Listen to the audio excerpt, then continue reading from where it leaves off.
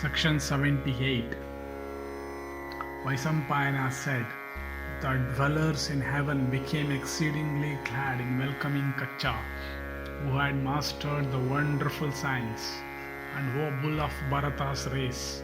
The celestials then learned that science from Kacha, and considered their object already achieved, and assembling together they spoke unto him of 100 sacrifices, saying, the time hath come for showing prowess. Slay thy foes, O Purandara, and thus addressed. Maghavat, then accompanied by the celestials, set out saying, so be it. But on his way he saw a number of damsels. These maidens were sporting in a lake in the gardens of the Gandharva, Chitraratha. Changing himself into wind, he soon mixed up the garments of those maidens, which they had laid on the bank.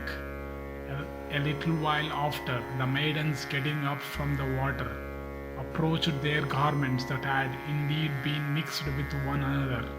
And it so happened that from the intermingled heap, the garments of Davayani were appropriated by Sarmishta, the daughter of Rishaparvan, from ignorance that it was not hers. And O king, thereupon between them, Devayani and Sarmishta, then ensued a dispute. And Devayani said, O daughter of the Asura chief, why dost thou take my attire, being as thou art my disciple, destitute of good behavior? Nothing good can happen to thee. Sarmishta, however, quickly replied, thy father, occupying a lower seat, always adorned with downcast looks, like a hired chanterer of prizes.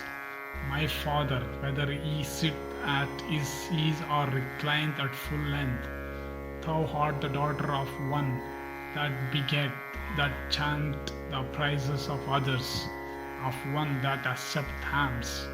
I am the daughter of one who is adored, of one who bestoweth alms instead of ever accepting them. Beggar woman as thou art free to strike thy breast, to use ill words, to vow enmity to me, to give way to thy wrath, acceptress of alms. Thou weepst tears of anger in vain. If so minded I can harm thee, but thou canst not. Thou desirest to quarrel, but know thou that I do not reckon thee as my equal. Vaisampayana continued. Hearing these words, Devayani became exceedingly angry and began to pull at her clothes. Sarmishta thereupon threw her into a well and went home. Indeed, the wicked Sarmishta, believing that Devayani was dead, bent her steps homewards in a wrathful mood. After Sarmishta had left, Yayati, the son of Nahusa, soon came to that spot. The king had been out hunting. The couple of horses harnessed to his car, and the other single horse with him were all fatigued, and the king himself thirsty.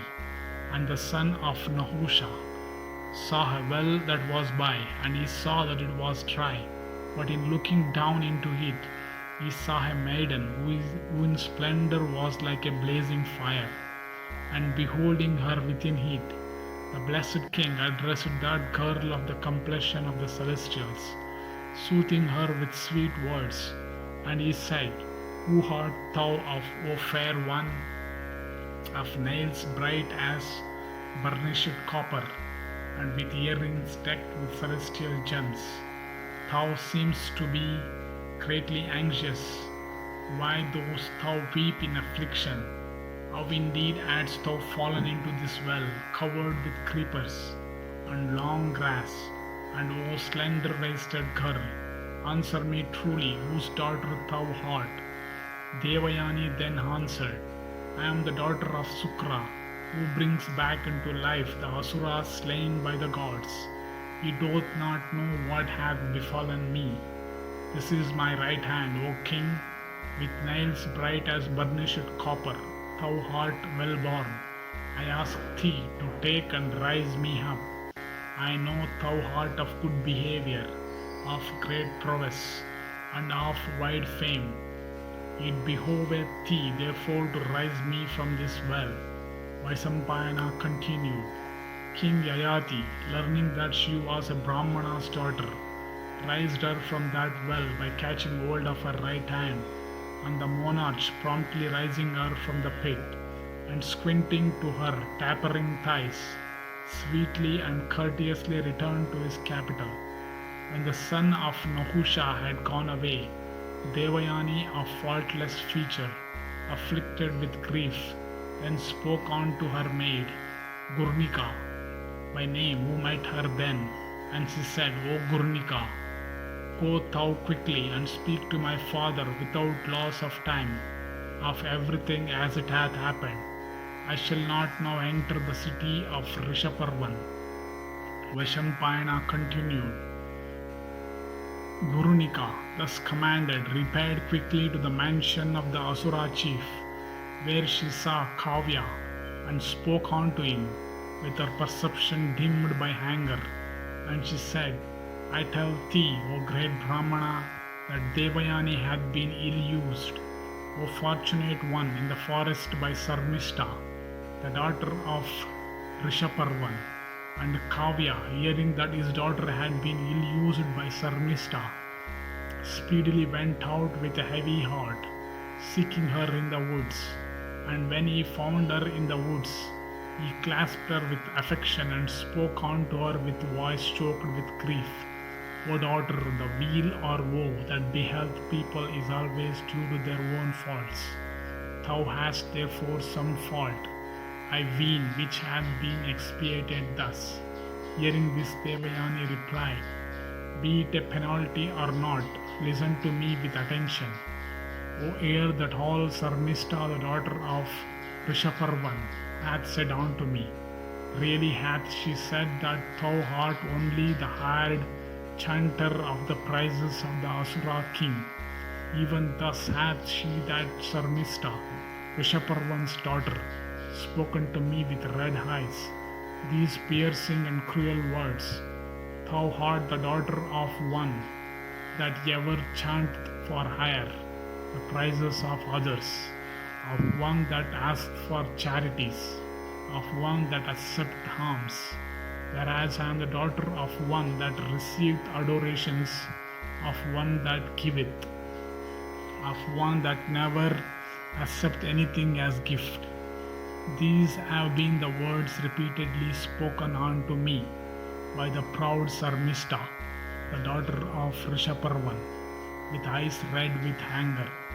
If, O father, I am really the daughter of a hired chanter of praises, of one that accepts gifts, I must offer my adoration in the hope of obtaining her grace. Oh, of this I have already told her. Sukra replied, Thou art, O Devayani, no daughter of a hired adorer of one that asketh for alms and accepts gifts.